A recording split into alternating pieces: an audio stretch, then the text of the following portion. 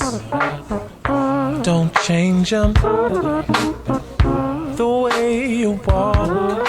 The album is called Blah, Time Between Asleep and Awake, courtesy of one of my DC homies, Bilal Salam. And that track was produced by another one of my buddies, Dre King, who was also in the background between mouth trumpet and actual trumpet. The song is called So What? And I hope that you appreciate the attention to letting our sisters know you don't have to change a thing about how you walk, talk, dress, any of it, regardless of what society might say about how they might try to bring you down. You are beautiful and special exactly the way you were born, and we hope that that sense of self-worth, self-dignity, and ability is what we broadcast. We had radiating out over our airwaves yesterday as a part of our WURD Founders Day celebration, and we will continue that conversation about how we are uplifting and supporting images of Blackness on the large and small screen with today's edition of Reelblack Radio. And Mike D is in the house. Hey there, Stephanie Renee. Hello, sir. You're looking good. Yeah, I'm barely here. I was up early. I made a choice not to go to the Patti LaBelle show last night. Somebody offered me one ticket. I said, I don't want to go by myself. And of course, you know how it works with the Instagram. The next morning, everybody's posting. Gregory Porter lit it up, and Patti LaBelle lit it up. Well, I'm glad that Gregory Porter came to Philly. I had the pleasure of seeing him at NJ last year, along with Liz Wright and Valerie Simpson and Christian McBride. So I wasn't as pressed, and I was with Scribe last night hosting Street Movies, so we were just down the street. So there was a lot going on in Strawberry Mansion yesterday. Well, you bring up Scribe, that also relates to our first guest. It certainly does. Who is on the line right now. I'm so excited to have this person join us once again. Philly, I guess, iconic filmmaker, celebrating. Well, I'm trying to hype you up there, Nadine Patterson. All right, okay. Well, here's the basic. Nadine Patterson, everybody. That's right. Hi, Nadine, and welcome back to WURD Radio. She's got big news. Hello, Mike. Hello, Stephanie. How are you today? Thanks for joining us. Very, very well, and we're so glad to have you on because, as we mentioned, I've been doing my rounds with Scribe this year. I do a voiceover workshop with them every summer, which concluded a couple weeks ago, and last night I did my first of 2 hosting of their street movie series. So, we're kind of in the Scribe Video Center, domain right now, transitioning from summer to fall. And you are going to be honored with 3 days of Nadine Patterson fabulousness. Yeah, they're going to show 12 of my films. I've made over 20 films, 25. I've lost count. But yeah, they're showing 12 films. And it's just amazing. A lot of them are films that I did in collaboration with students at Scribe Video Center and with people from the community who've wanted to do work about their neighborhoods and tell their own stories. So it's very exciting. Yeah, yes. Body of Work, it's called, and it's the first time that Scribe has ever done this. Honored a Philly-based filmmaker with a career retrospective. So congratulations for one. And it kicks off starting this Wednesday night, August 29th at 7 p.m. At Scribe Video Center at the new location. It's wonderful. It is. Oh, listen, let me jump in because, like I say, I've been there most recently teaching my voiceover workshop. For all of you who had to wait for the half horsepower elevator in Scribe's former location on Chestnut Street, or for those of you who have ever been there, as I was teaching last summer after the AC broke down and all those other things, we knew great things were coming out of Scribe, but sometimes the experience in their physical facility was, less than ideal. They have moved into this beautiful new space on Lancaster Avenue that is very welcoming, and I can say that, the visuals and the surround sound speakers that they have in the main conference / teaching room is wonderful. Yeah.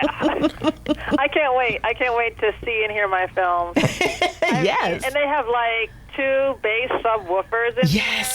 It's going to be on. Oh, my God. It's going to be on. Okay. It's going to be on. I mean, when you listen to Warren Ory and the Arpeggio Jazz Ensemble on the documentary Anna Russell Jones. You're going to be able to feel and hear the music, the trombone, the keyboard, the bass, the drums. When you see Moving with the Dreaming about Aboriginal dance in Australia, you're going to feel that didgeridoo. You're going to feel it. Yes. Wow. Well, yeah, it's broken down into different themes for each night. Again, 3908 Lancaster Avenue for those who haven't been there yet. So the first night, Wednesday the 29th, tell us about Recovering Memories, Black History and History. It really is my take on the wonderful legacy we have as African Americans in the city of Philadelphia, whether it's the design arts, or if it's just wonderful people you know in your neighborhood, people like, John Coltrane. There's a piece called Cosmic Train. And I collaborated with Odine Pope, Teddy Harris, who's a visual artist, and Jermaine Ingram, who's a tap dancer. And we each give our interpretation of the influence that the music of Coltrane has had on us, in terms of our vision as artists. And that's just a beautiful film. And then we also dig into some personal history of mine. There's a piece called 3820 about how my grandparents, Claudia and Martin Green, met here in Philadelphia. They were part of the Great Migration North in the 1920s. My grandmother came to Philadelphia when she was 12 years of age from Augusta, Georgia, with her family, with her siblings and parents. And my grandfather came from Harmony, Maryland, and he was a young man in his mid-20s, and he was basically adopted, like one of his cousins, and he also came up with his younger brother to Philadelphia. And it's about how they met, fell in love, and started their family up here. So that's like the first night. It's like really about Black history and the Black experience. And then we close out that set with LaQuisha Ashley Franklin Jose Brown, which is about children in Philadelphia. And we have wonderful poetry by Ursula Rucker, performed by her and written by her, and wonderful music performed and composed by Lenny Seidman. So that's nice. Wednesday night. Very exciting. And then Thursday is Global Stories. So it's really my exploration of cross-cultural relationships of various kinds with the Black experience. So we have Todo El Mundo Dance, which looks at Latino and African social dance in Philadelphia, and that's a Scribe Video Center documentary youth history project, and that was created by young people between the ages of 12 and 18. So my 12-year-old was like amazing to work with. Then we have we have two films from my time in London. The first is called Lick Film, which is about how an editor deals with with working in the craft of editing and film itself, touching film, licking film to edit the film. See it and you'll find out what it's about. I won't leave that one. I like that piece. Ambiguous. And the other one is Release, about a family of dancers in London, and it's about a husband and wife who split up, and the husband ends up raising his daughter on his own in London. And then we have Shizue, which is about Amiko Tanoka's search for her sister in Japan.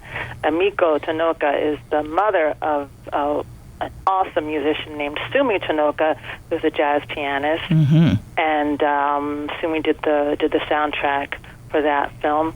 And then we close out that evening with Moving with the Dreaming, about Aboriginal modern dance in Australia, and the work of Carol Johnson, who's from Philadelphia, but she moved to Australia in 1975 to help start a dance theater school with the Indigenous people of Australia, with the Islanders and with the Aboriginal people there. And that's an amazing film. Well, I mean, what a story. Just hearing the summary of that, to think about packing up your entire life in 1975 and moving to go work with Indigenous people, thousands of miles away from your home.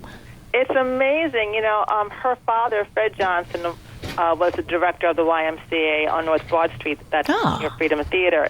And everything that she learned from her dad about community and development and how to work with young people, she put into the dance theater school in Australia.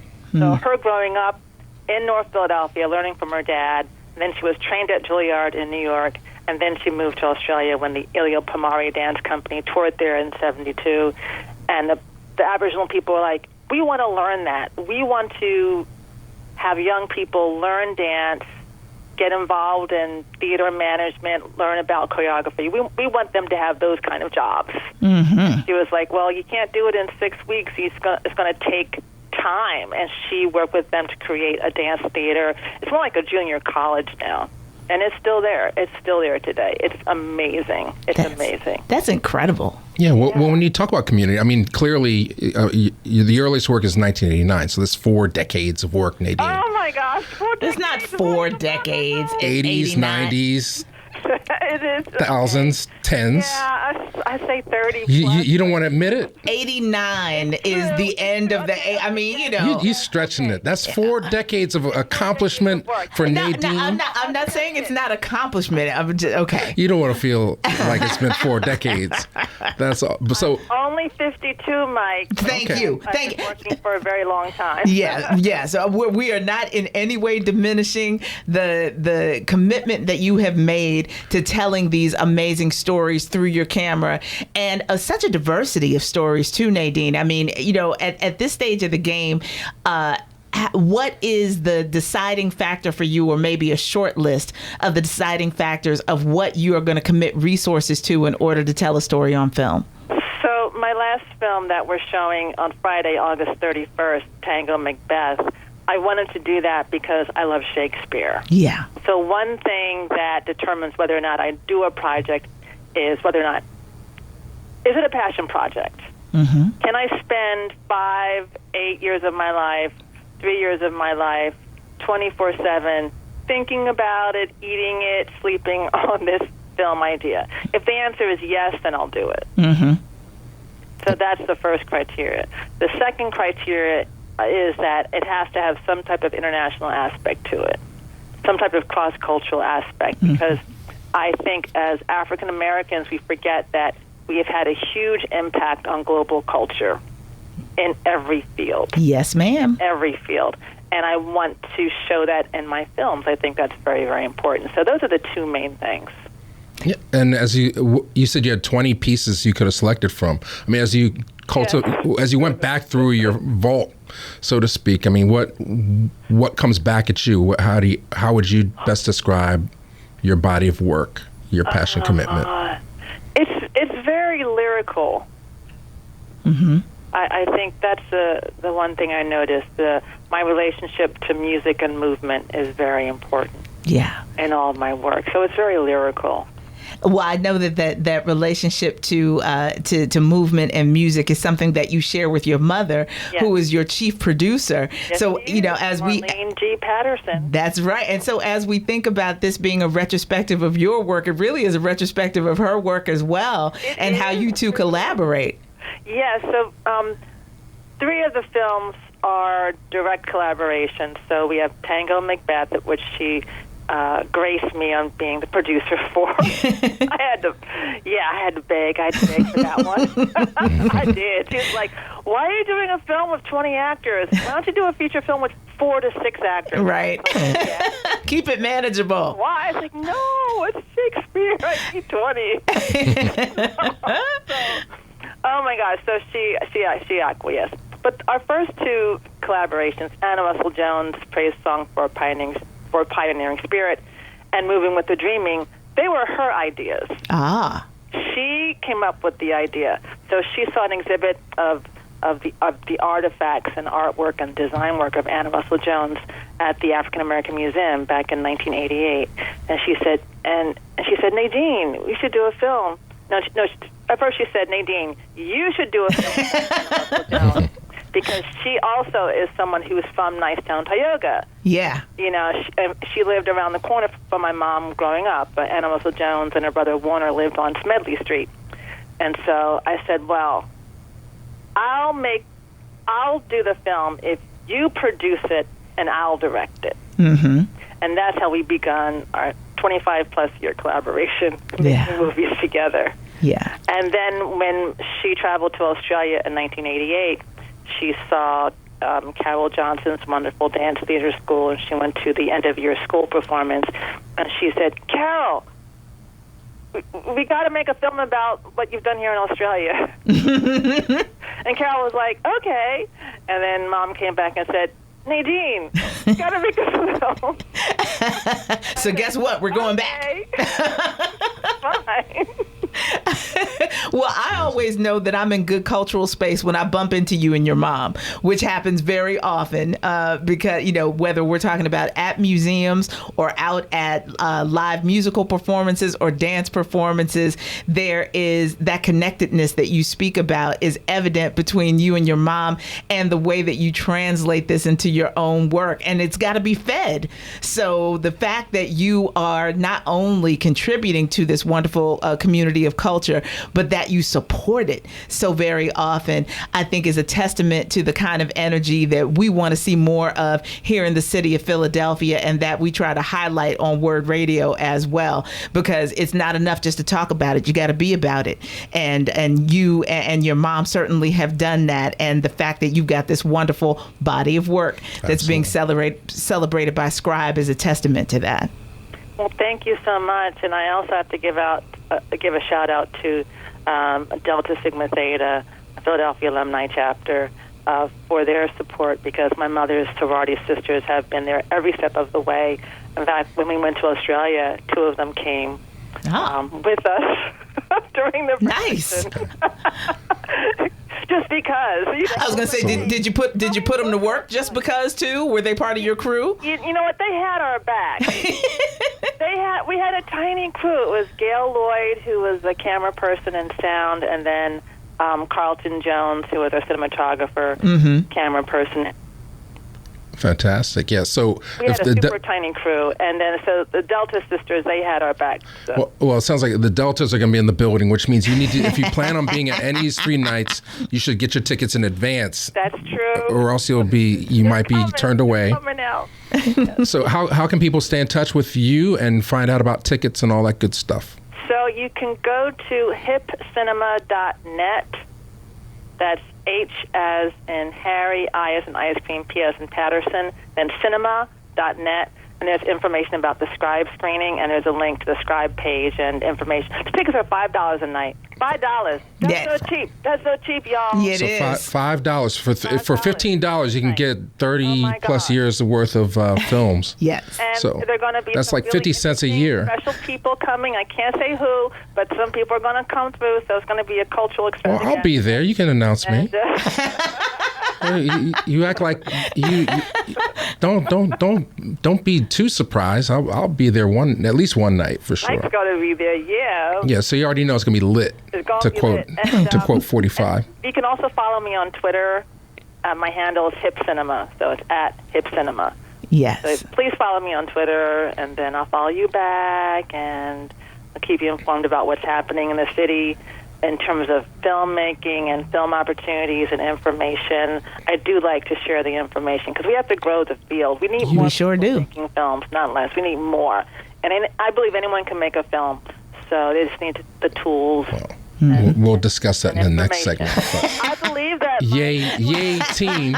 I'm happy for you. No, not everybody needs to be making films. Don't be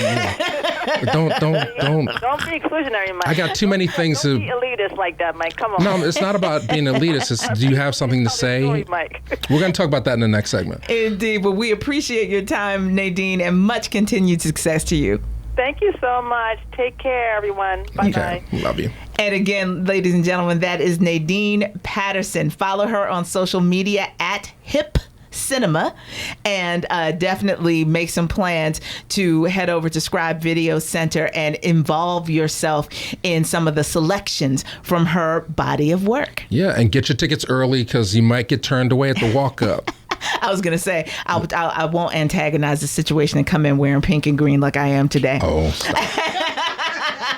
But we're going to take a quick break and come back with more of Mike D's lineup of very special guests on today's edition of Reelblack Radio, a part of the TGIF edition of The Source. Stay tuned. Believe it or not, ladies and gentlemen, for those of you who follow the evolution of social media and the ways that we capture culture in our society, that was recorded in a Napster session. So it's nostalgic for those of us who've been around on the internet long enough to look for these special live performances and ways that people were sharing this information back when it was still relatively illegal. But that is one of my favorite singer-songwriters of all time, Van Hunt, doing a remake of the Al Green classic, Beautiful. Simply Beautiful. And as you hear, solo guitar and just a whole lot of great singing. And he's so very, very talented.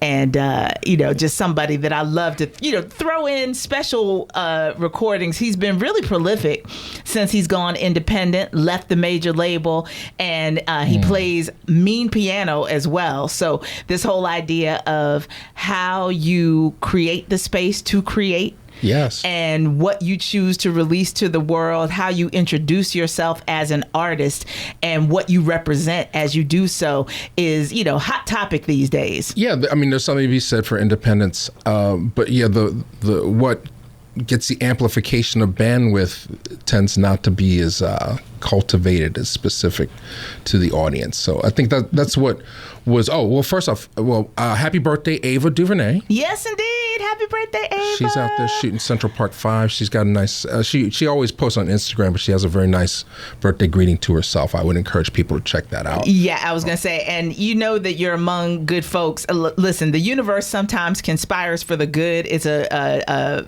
theory called pronoia rather than paranoia. Okay. And Q-Tip.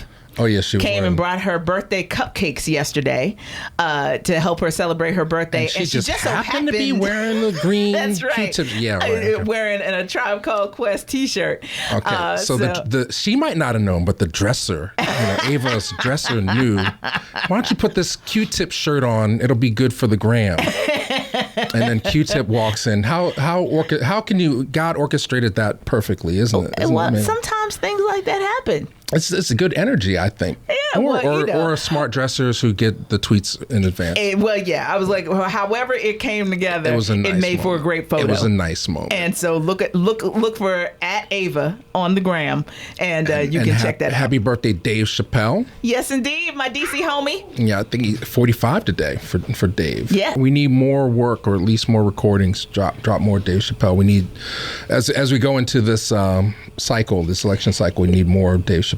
Dave Chappelle is the only reason I have ever seen an episode of Comics and Cars Getting Coffee. Oh, I've been watching those. Yes, he's very good. I've only watched his. Okay. So for those of you who are unfamiliar or don't have Netflix, Jerry Seinfeld has this whole series where he goes and picks up other famous folks, mostly comedians, and picks a spot for them to sit down and have coffee and, generally go visit some other significant space, and they get a chance to talk about their upbringing and their career development and what have you.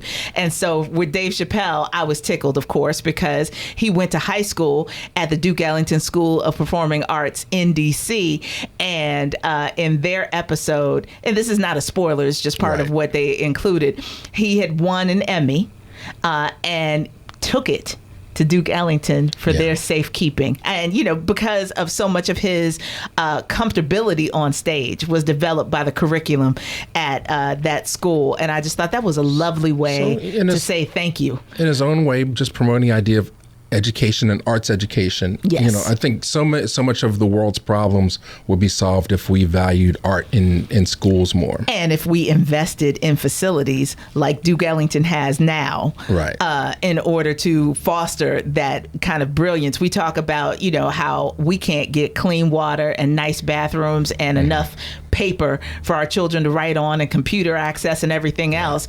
So there was a significant investment made in upgrade, because the old Duke Ellington was not sexy like the new one is. Okay. But the new one is absolutely stunning. And I think was it Stevie Wonder who gave them the grand piano?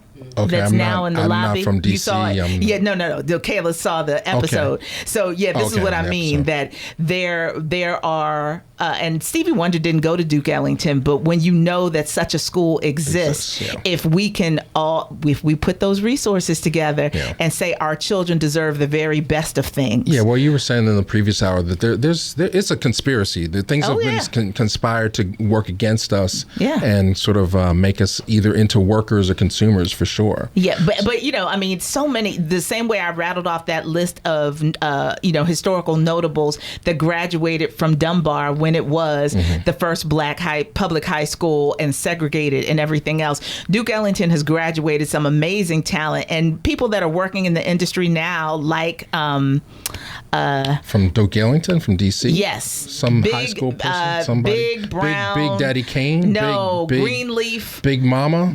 Greenleaf, younger, the sheriff from Why Did I Get Married? What is his name? We know who you're talking about. Anyway, make it Lamar Ruckin. Thank you, Lamar Ruckin. Yeah.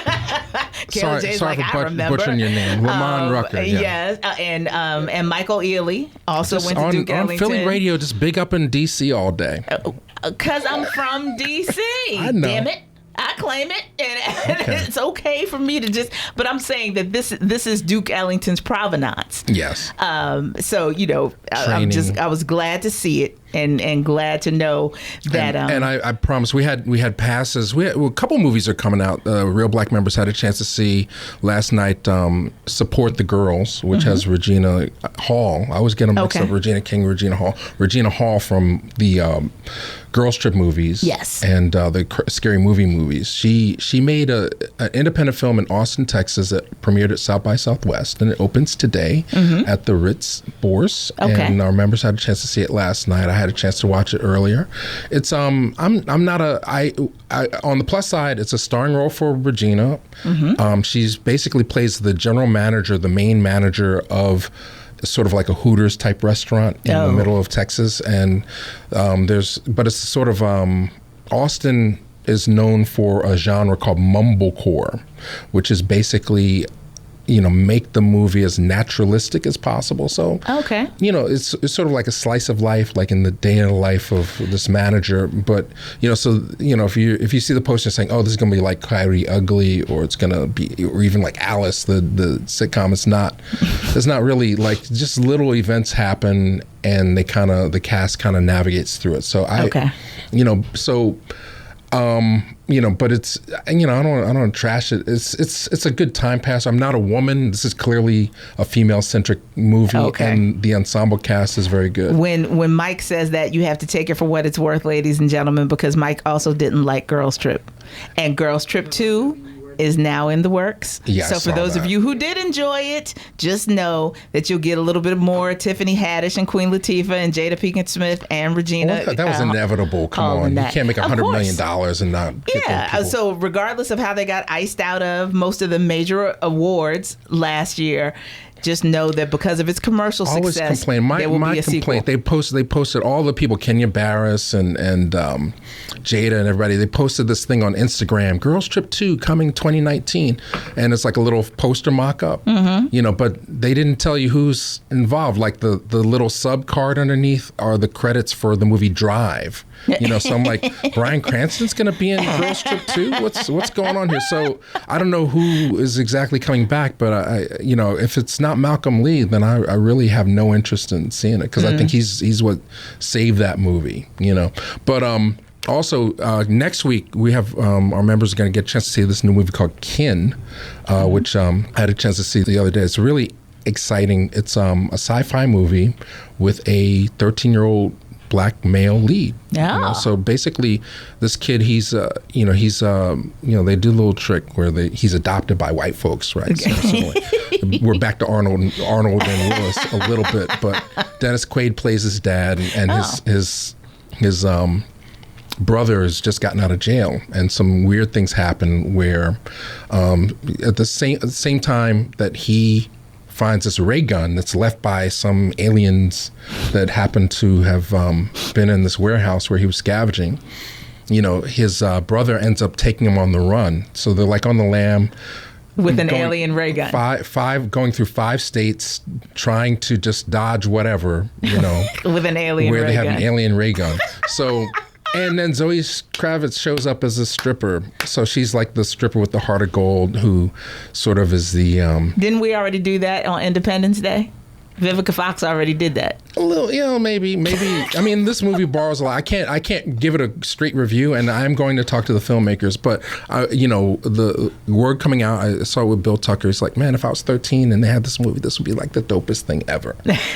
So I would encourage young people to go check that out. But then also the question is like, what constitutes a theatrical film anymore? So much stuff is being released and it's all available within moments to your flat screen. I guess the question is how do you justify whether you want to see it in the theater or wait for the inevitable there are certain things, like there's no way in the world I would have waited for Infinity War to watch it at home. No. Okay. Like there are certain films with effects and lots of action. I'm not trying to see it for the first time at home. I might watch it again. I might buy it so I can watch it at home multiple times because I really enjoy it. But the first time, not trying to see it at home. That's something I need to see in 70 millimeter surround sound, if not IMAX. Just because, it's a spectacle. Well, I would agree with you because Marvel and Pixar, they spend so much money on their movies that they make sure that script delivers, that you're getting. I mean, the problem with Infinity War is there's so many characters that it doesn't take a moment to pause, and I think that's the detriment of that story. But it's not that Marvel doesn't take its time to figure out what the plots are going to be. And what DC does not do, because I saw Justice League in IMAX. In a screening and was bored to tears. So, and that's after having seen Wonder Woman and loved it. Right. So, they're just really, DC is uneven in the way they deliver. And I'm hoping that from the early screeners that they've released of Aquaman, that they are starting to find some balance between good story, but also pacing and using the talent that they hire and actually delivering on that action. So then this is the question for people at home also, like when you watch a movie, do you want to watch it all the way through or you take breaks? Because a lot of this stuff that I see now, it just seems like it's designed for people to look at little bits of it at a time. And the Netflix thing is like, if you don't like it within 30 seconds or 2 minutes, you're probably moving on to the next movie. Well, I mean, what's available though on Netflix is my thing. Like, and we got to get ready to take our final break, but just so people understand the way that people are trying to squeeze every last dollar out of films before they make them available for some of these streaming services now is what annoys me, because I would love. I'm one of those people, and don't scream at me, y'all. I'm just letting you know that timing is everything with me and seeing films. I never saw Creed. And now here we are. They're doing the promotions for Creed 2. And so unless you have certain premium channels as a part of your cable package, it's not available. They took it off the streaming. Yeah, it's not available. I mean, unless you want to rent it. Yeah. So they know everybody's going to want to pay money to see it. I'm already paying plenty of money for I pay for Netflix monthly and I pay for cable. I want to be able to see the doggone movie for free. I'm not trying to have to pay again in order to see it. Yeah, I mean, it's just overwhelming the amount of stuff that's available. But then the one thing that you want to see at that moment is never available. Right. So I don't know, but so that's the question mark. I mean, what is worth like getting dressed and going someplace and paying for parking, and popcorn costs more than movie now, So I just feel like everything in a way is being made, for a lower bar, in terms of what is going to satisfy the audience, or maybe they're making them so fast or whatever. But So when we come back, I did want to talk about DMC's thing and a little bit some of the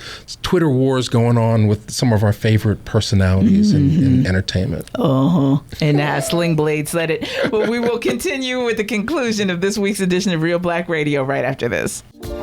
From the album titled International Affairs, that is Philadelphia's own Vic Duplay with a song called I Got You. And now that he is out on the West Coast, holding things down in the music scene there. But this song, let me tell you, it caused a stir at Winter Music Conference, one of the years that I went when he released this. And he's always, a popular fixture, even though I don't know if they're going to do Winter Music Conference anymore. But, as a DJ. And he was just back here at home. Yeah, he was a Black Star. Black Star. Yeah. And I saw him twice this year. He's the resident DJ for the Black House at Sundance. So I'm sure he'll be there again this year. Yeah. And a fellow Central High School 246 alumni. There it is. Yeah, so small world. So I failed to mention, happy birthday to Ava and Dave Chappelle. Also today we have a new movie. We talked about the new movies that are out. I lost the Boots Riley thing. He's lit up Shadow Neck. People are coming. Well, wait, take a moment though, because one of the things that I first laughed about when I heard that Boots Riley was commenting on Black Klansmen is that there are some people who are not actively, fully mentally invested in the cultural community like you and I are. Yeah. So Boots Riley and Bootsy Collins are two completely different people. I have to say that. And, I love you, Ashan, in case you happen to be listening. If Bootsy Collins was going to criticize Black Klansmen, like, there's no Funkasauruses in this movie. How can it be historically correct for 1975 and you didn't mention the Funkasaurus? No, well, basically, like Boots Riley, very vocal. Sorry to Bother You was a movie that came out earlier this year. Yes. And he's been very active on Twitter as a result. And, Black Klansman, 98%, fresh on Rotten Tomatoes. Yeah, I was going to say, we should also mention, just because we're talking about Philly and Philly connections, that Boots Riley is the younger brother of Denise James. And so there's a Philadelphia connection for him as well. Right. So he's also, leader of the Coup, which is a hip-hop group connections. That's been around for 4 decades, since the 80s.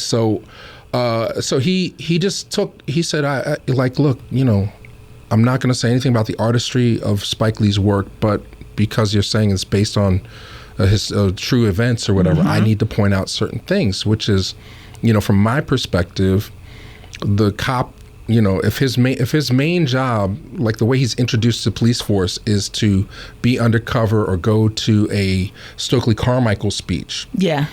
Then he's a snitch, right? Basically he was an infiltrator to be part of COINTELPRO. So I can't get with it on that level. And then he points out other inaccuracies that he took, issue with in the stake of the film. So I think, for me that brings up a whole question mark of who is allowed to criticize things and who isn't. Now, there's always this sort of thing. Anytime like there's some issue between Black artists, one of the artists inevitably says, well, I wish you would come at me privately as opposed to using the public forum to say things. But then I think, how do you get better or stronger if you don't face up to your reviews? Well, I mean, it's also to me, this isn't a airing dirty laundry kind of conversation. This is a legit, I respect your work. I respect what you're trying to do, and I'm not questioning the artistic integrity.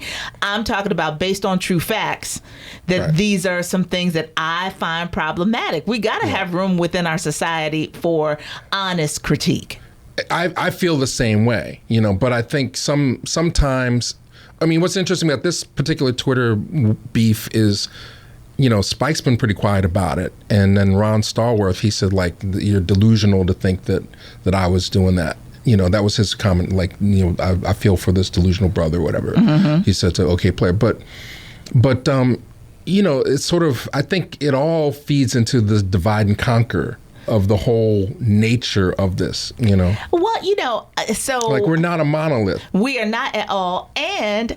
we've talked to Spike. I've met Spike on numerous occasions, and I appreciate his overall body of work. But even I have said very clearly, I have some problems with some of Spike's depictions of women and how he shortchanges some of their stories, as well as create some really problematic dimensions to characters that made me question sometimes whether he liked women. And so, that doesn't mean I can't appreciate who he is. Exactly. And I also want to let people know one of the reasons why you should take advantage of things like Scribe Street Movie Series is part of the program for my Strawberry Mansion location last night was a short film from Darius Clark Monroe, who did Evolution of a Criminal, and we've talked to him. His film is screened at Black Star and on PBS. The short film won Black Star this year. Oh, okay. Was it Black 14? Yeah. Okay, yes. So Black 14 was part of the program last night. And for those of you who have not had the benefit of seeing it, it's a short film about a protest of a group of football players at the University of Wyoming in 1969 who took issue with the way they were referred to by the coach at Brigham Young. But University of Wyoming had a rule against any form of protest that basically would take away from the team atmosphere of playing organized sports, especially under scholarship. I really feel that was a significant piece of it.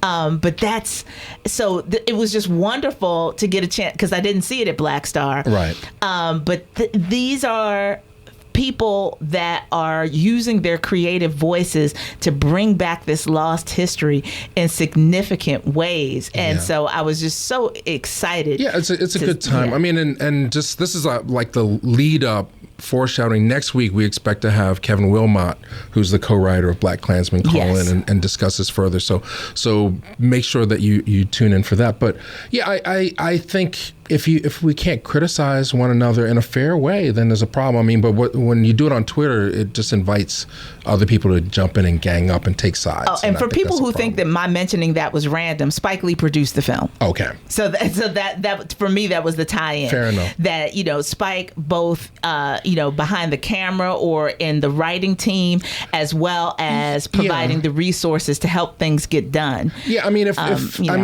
like Black Klansman, I personally, I had the same problem with, if we're going to critique the film, that I did with Kamau Bell when he went to talk to the KKK.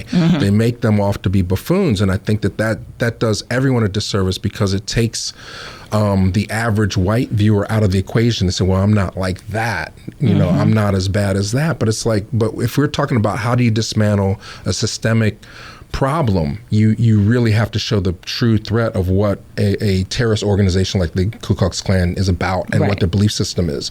And I think that they make no effort to do that in Black Klansmen. But I see we're about to break. Make sure if you're not at Nadine's screening on the 27th, Fathom Events is hosting a one-night-only premiere of The Making of the Five Heartbeats, which is a film directed by Robert Townsend, where he's using home movie footage that was shot during the time and current interviews with the cast and crew of the film to remind people about the making of it. Treasures. Have you seen it yet? This is one of my favorite movies. I love Robert Townsend.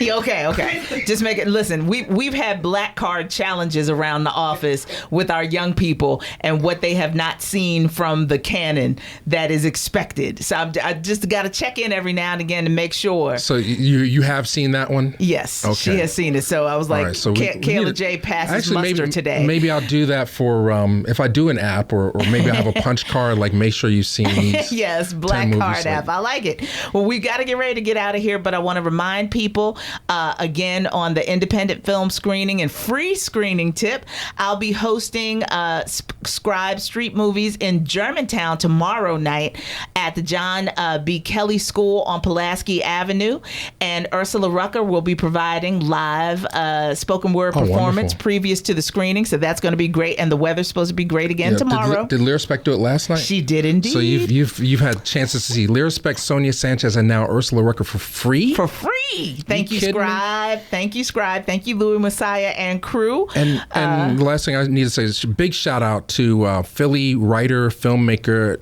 Tyarisha Poe, who has just announced that she's about to go into production with her feature film Selah and the Spades, and they're going to shoot it very close to Philly, and it was developed through the Sundance Institute. And she's got a Knight Foundation grant. So congratulations! Woohoo. Another film coming. Make to Philly. that money, make that art. That's what I like to hear. It's our first film. I don't know how much money's involved, but talent is gotten an opportunity, is on the rise. So yes. big ups to her. Excellent. Well, thank you for the great content, Mike D. We will see you again here in studio next week. Absolutely, without question. And ladies and gentlemen, we hope to see you in and around the city for all these wonderful, free or low cost cultural happenings. Support independent media. And we're getting out of the way for Brother Shamari. His show is coming up just on the other side of this break. Stay tuned. Keep it locked. 96.1 FM, 900 AM, WURDradio.com. Be well. Millimeter 35. Let's make the movies that can open the eyes. Let's tell the stories that need to be told.